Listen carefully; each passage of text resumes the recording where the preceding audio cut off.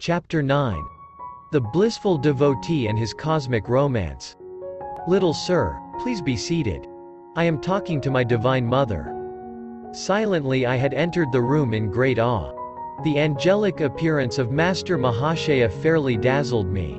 With silky white beard and large lustrous eyes, he seemed an incarnation of purity. His upraised chin and folded hands apprised me that my first visit had disturbed him in the midst of his devotions. His simple words of greeting produced the most violent effect my nature had so far experienced. The bitter separation of my mother's death I had thought the measure of all anguish. Now an agony at separation from my Divine Mother was an indescribable torture of the spirit. I fell moaning to the floor.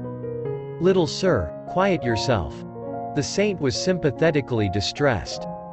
Abandoned in some oceanic desolation, I clutched his feet as the sole raft of my rescue. Holy sir, thy intercession.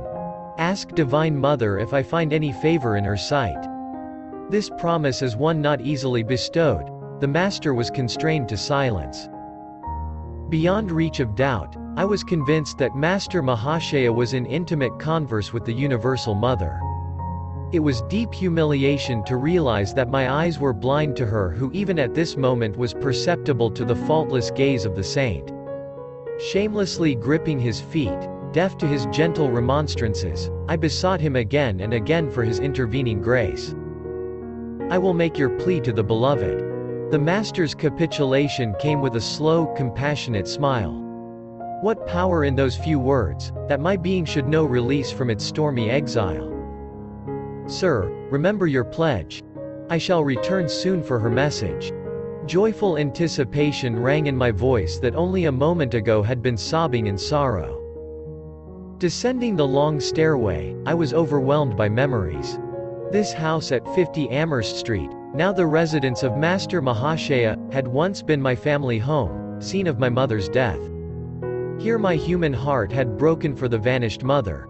And here today my spirit had been as though crucified by absence of the Divine Mother. Hallowed walls, silent witness of my grievous hurts and final healing. My steps were eager as I returned to my Gurpar Road home. Seeking the seclusion of my small attic, I remained in meditation until 10 o'clock. The darkness of the warm Indian night was suddenly lit with a wondrous vision. Haloed in splendor, the Divine Mother stood before me. Her face, tenderly smiling, was beauty itself. Always have I loved thee. Ever shall I love thee. The celestial tones still ringing in the air, she disappeared. The sun on the following morning had hardly risen to an angle of decorum when I paid my second visit to Master Mahashaya.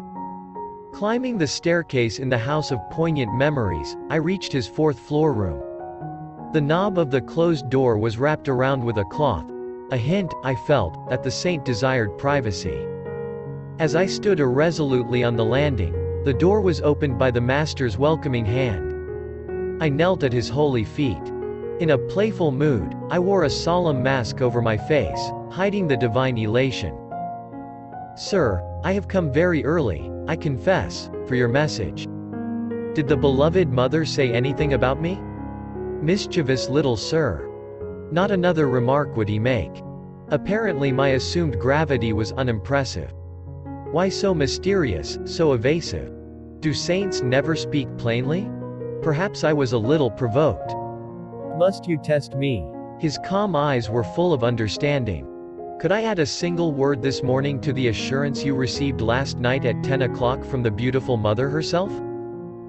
Master Mahashaya possessed control over the floodgates of my soul. Again I plunged prostrate at his feet.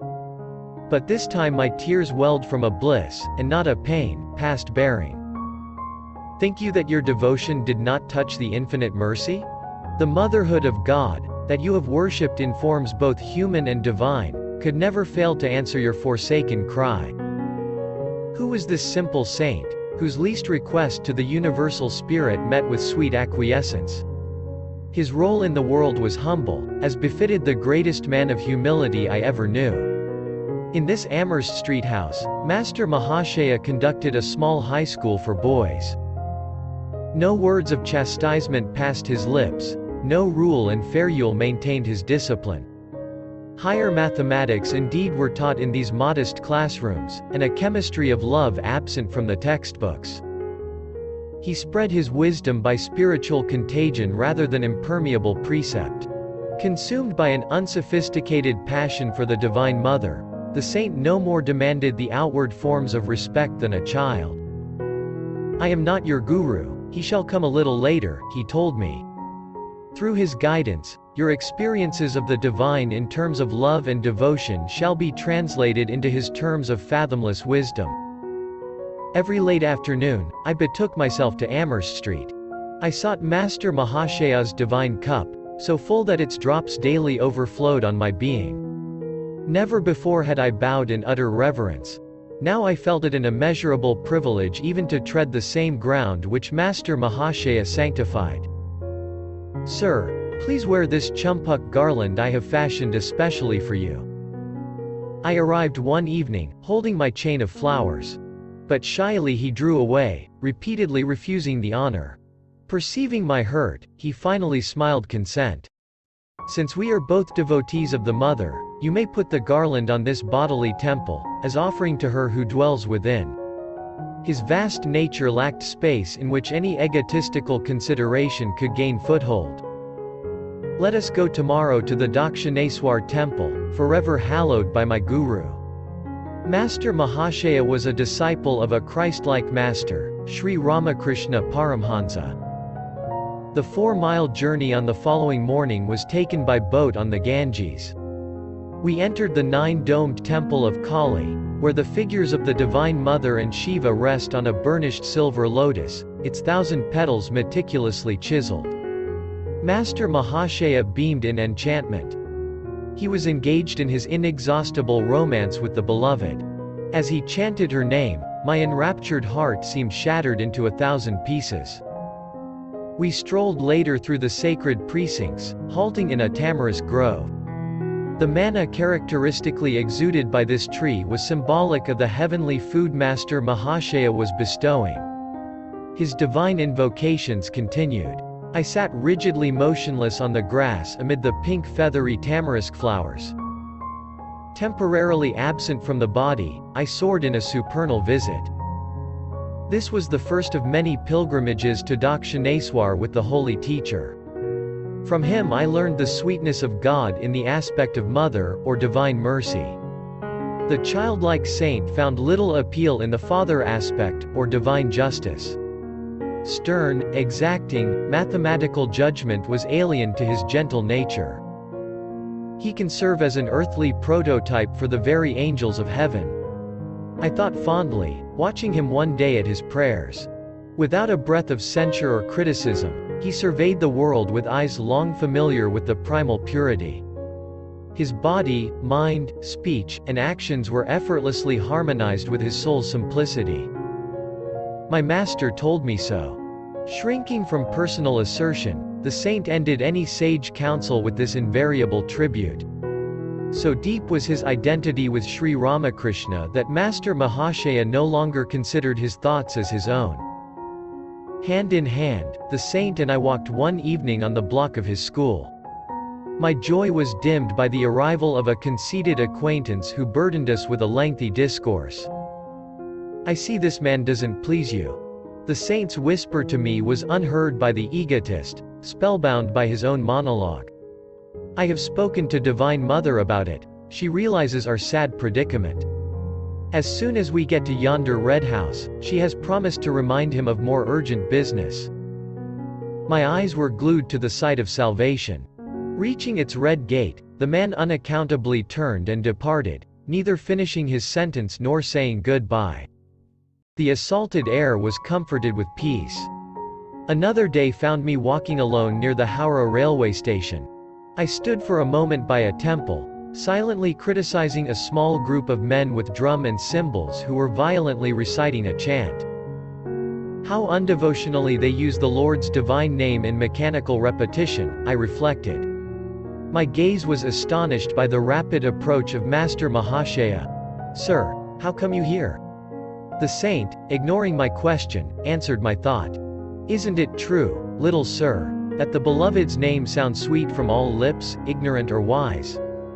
He passed his arm around me affectionately. I found myself carried on his magic carpet to the merciful presence. Would you like to see some bioscopes? This question one afternoon from Master Mahashaya was mystifying. The term was then used in India to signify motion pictures. I agreed, glad to be in his company in any circumstances. A brisk walk brought us to the garden fronting Calcutta University. My companion indicated a bench near the Goldigi or pond. Let us sit here for a few minutes. My master always asked me to meditate whenever I saw an expanse of water. Here its placidity reminds us of the vast calmness of God. As all things can be reflected in water, so the whole universe is mirrored in the lake of the cosmic mind. So my Gurudeva often said. Soon we entered a university hall where a lecture was in progress. It proved abysmally dull, though varied occasionally by lantern slide illustrations, equally uninteresting. So this is the kind of bioscope the master wanted me to see. My thought was impatient, yet I would not hurt the saint by revealing boredom in my face. But he leaned toward me confidentially. I see, little sir, that you don't like this bioscope. I have mentioned it to Divine Mother. She is in full sympathy with us both.